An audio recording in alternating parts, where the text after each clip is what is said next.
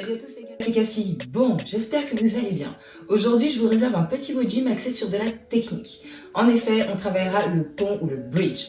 Qu'est-ce que c'est? C'est tout simplement le fait de se mettre en position de pont, donc avec son propre corps, de façon justement à parer une chute d'handstand walk ou d'handstand. Je sais que ça fait peur à beaucoup de monde, notamment par rapport à la chute en plat, et ça peut justement vous permettre de travailler là-dessus et d'être beaucoup plus en confiance pour pouvoir marcher sur les mains ou tout simplement tenter le handstand hold sans mur, donc free. Laissez-moi vous expliquer comment va se décomposer la vidéo. En première partie, on aura le warm-up. L'idée sera d'échauffer les épaules, mais aussi travailler sur l'ouverture des épaules, car ça va être extrêmement important pour faire un beau pont. Ensuite, on travaillera du coup sur les différentes progressions que l'on peut avoir pour tout simplement faire le pont en démarrant du sol. J'espère que vous êtes prêts, c'est parti! Ok, donc concernant le matériel que l'on va utiliser, vous allez avoir besoin d'un mur, d'un siège ou en tout cas une chaise qui vous permet justement d'être à peu près en hauteur, notamment par rapport aux progressions que l'on va travailler, mais aussi si vous en avez de briques ou alors tout simplement des livres Harry Potter ou en tout cas très épais suffiront. On voit tout de suite le warm-up. Pour le warm-up, ça va être très simple, on va démarrer tout simplement par nos poignets, vu que ça va être exactement là où on va appliquer le plus de poids de corps. Vous allez vous mettre en position de quadrupédie et on va venir faire des cercles, tout simplement d'avant en arrière, de gauche à droite, en allant chercher de plus en plus loin en termes d'amplitude, notamment vers l'avant.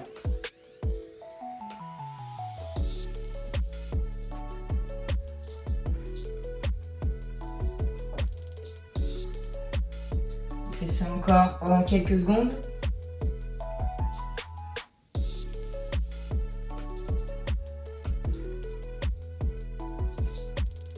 Ok, la prochaine étape, ça va être toujours axé autour des poignets. On va venir tout simplement appuyer sur ces derniers tout doucement dans tous les sens. Donc sur les côtés, vers l'arrière, vers l'avant, sur le dos de la main.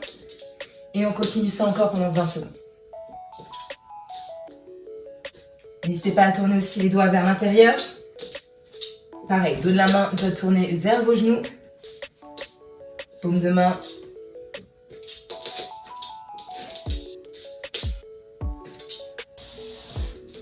Ok, maintenant que c'est fait, on va s'attarder un petit peu plus sur les épaules. Donc, on va démarrer tout simplement par ce qu'on appelle des circonductions, c'est-à-dire le fait de faire une rotation avec les épaules. Dans un premier temps, on va faire ça pendant 30 secondes vers l'avant.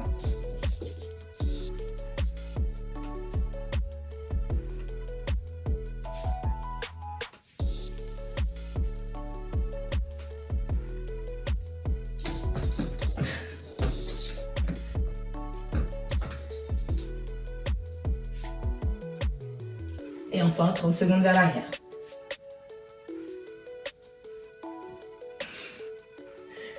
J'ai l'impression que je vais me faire attaquer dans pas longtemps, moi. Voilà. Bon, il est très joueur aujourd'hui. C'est un peu la mascotte de mes vidéos. Ok. Maintenant que c'est fait, on va attaquer ce qu'on appelle le table plank. Qu'est-ce que c'est? C'est comme une planche, sauf que là, on va la faire dans l'autre sens. Et vous allez clairement ressembler à une table Ikea. Donc, je démarre en positionnant mes pieds devant, mon bassin est au sol et mes doigts sont tournés vers l'arrière. L'idée sera de venir tout simplement serrer les fesses, monter le bassin le plus haut possible et laisser dans cette position pendant encore 25 secondes. N'hésitez pas à augmenter l'amplitude, sortir la poitrine, regarder vers le haut.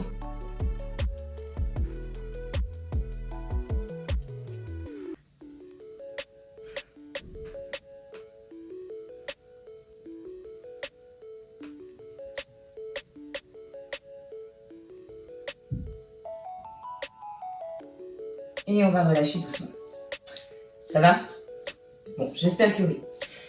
Pour la prochaine étape, ça va être exactement la même chose. On va toujours être autour des épaules, on va toujours les échauffer. Et cette fois-ci, on va faire un mouvement que vous connaissez très bien, qu'on retrouve souvent en échauffement durant les WOD, le shoulder tap. Donc, pas besoin de le faire sur les pieds, ce n'est pas très important. Vous pouvez très bien le faire sur les genoux. Mais l'idée sera tout simplement de shifter le poids de corps de chaque côté, histoire de travailler un peu plus sur les appuis que l'on aura après. Là, la position de planche m'intéresse très très peu. C'est vraiment le poids de corps que vous allez mettre sur l'avant qui va m'importer le plus.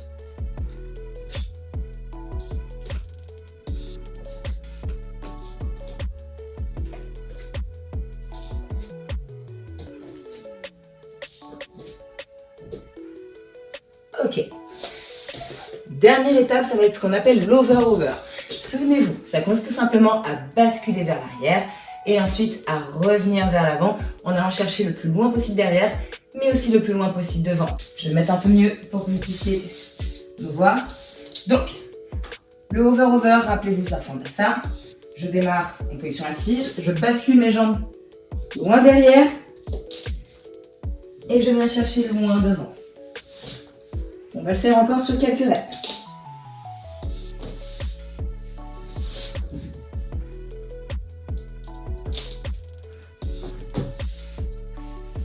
Prenez votre temps, c'est avant tout un mouvement de mobilité.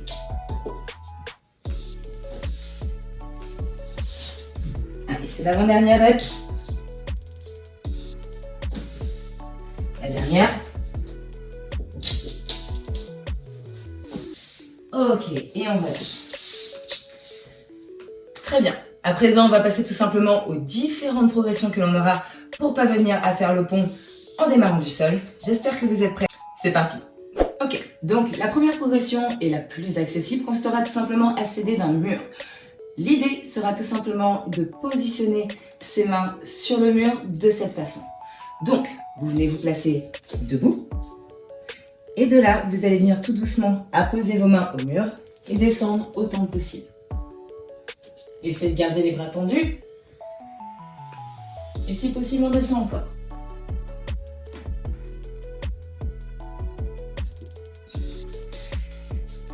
L'idée sera tout simplement de commencer un petit peu à travailler ce qu'on appelle le back bend, le fait tout simplement de courber son dos. Vous allez voir, si vous n'avez pas beaucoup de mobilité au niveau du dos ou alors au niveau des épaules, ça va déjà être assez challengeant. Vous allez faire ça durant 30 secondes. Donc les gars, on est parti. 3, 2, 1, let's go!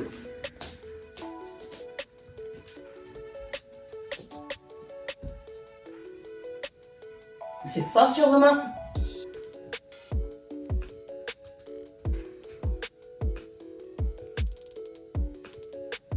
Repoussez un maximum le mur.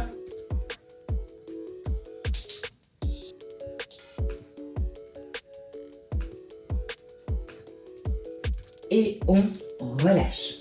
Ok, donc déjà ça vous donne un petit peu la tête qui tourne et potentiellement un petit peu de tiraillement dans le dos, ce qui est tout à fait normal. Après tout, on va le courber dans une façon où on n'a pas l'habitude de l'être. La prochaine étape, ça va être tout simplement réduire la hauteur des mains. Donc là, vous allez pouvoir utiliser votre siège, votre chaise et on va voir ça ensemble. Let's go! Ok, donc l'idée va être très simple. On va venir placer nos mains, mais cette fois-ci, nos pieds sur le siège ou la chaise que vous avez à portée de main. L'idée est très simple. Vous allez positionner dans un premier temps vos pieds, vous allongez en même temps sur le dos et positionnez vos mains à peu près ici, ce qui va ressembler à ça.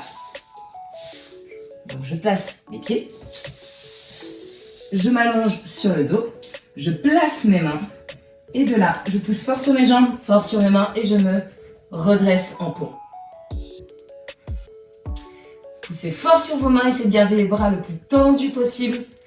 Les pieds sont toujours sur le siège, on pousse fort fort fort avec les jambes. Et on garde cette position du coup pendant quelques secondes.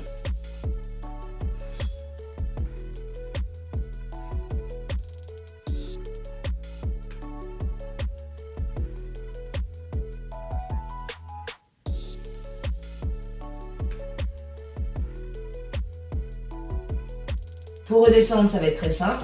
On va venir faire comme une scène push-up. Fléchir du coup les bras, poser doucement la tête, les fesses. Et enfin, on peut enlever ses pieds du siège. Bon, j'espère que ça va. La prochaine étape va être exactement la même chose, sauf qu'on va encore une fois diminuer la hauteur. Donc, vous allez pouvoir vous saisir de vos briques ou alors de vos livres et on va voir ça ensemble. C'est parti. Donc, je vais vous laisser vous munir de vos briques ou de vos livres et on va utiliser ces dernières pour poser nos mains dessus et du coup à nouveau réduire l'amplitude pour se rapprocher du sol. L'idée sera de les apposer soit sur un mur, soit sur une armoire, peu importe, en tout cas quelque chose de stable et qui ne va pas vous tomber dessus. Et l'idée sera de les positionner ainsi, donc de façon inclinée. Et de la même façon, on viendra se mettre dans la même position de départ que l'on avait tout à l'heure sur le siège, mais cette fois-ci avec les pieds au sol et les mains sur les briques. Donc, vous vous allongez sur le dos, vous positionnez vos mains sur les briques et vous poussez pour pouvoir vous mettre en pont. Vous pouvez vous rapprocher un peu plus de vos mains et pour ceux qui sont à l'aise, vous mettre sur les pointes de pied. Pour redescendre, on pose tout doucement la tête entre les briques, le sol et bien entendu, vous pouvez utiliser un tapis au besoin si par exemple comme moi vous avez un parquet pas très accueillant en cas de chute. La dernière étape, ça va être tout simplement retirer les briques et le faire au sol. La position de départ sera exactement la même. Je démarre en position allongée sur le dos, mes mains de part et d'autre de ma tête et je pousse pour me mettre en pont. On pousse fort sur les mains, on pousse fort sur les pieds, on peut même se mettre sur les pointes. On peut rapprocher les pieds pour accentuer la courbure du dos. Et bien entendu, on redescend de la même façon que l'on est monté.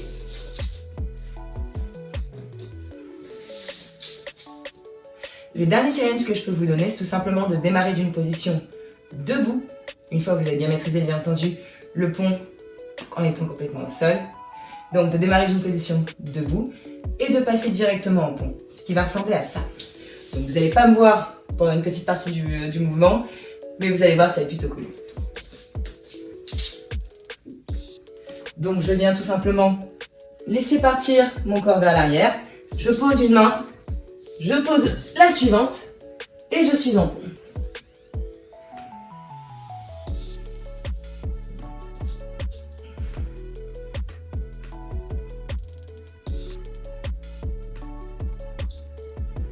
Et pour redescendre, je pose tranquillement mon dos au sol.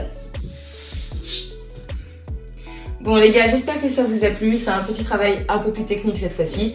Mais vous allez voir, ça va être très utile, notamment pour diminuer l'appréhension que vous pouvez avoir, notamment sur la chute d'un handstand ou du handstand walk. La prochaine étape, bien entendu, consistera de passer de ce pont à une position debout. Mais ça, ce sera pour une prochaine vidéo. Restez connectés, continuez de nous suivre sur les lives Zoom et sur tous les posts Instagram et YouTube que nous faisons. Et bien entendu, je vous dis à bientôt pour la prochaine vidéo. Ciao les gars!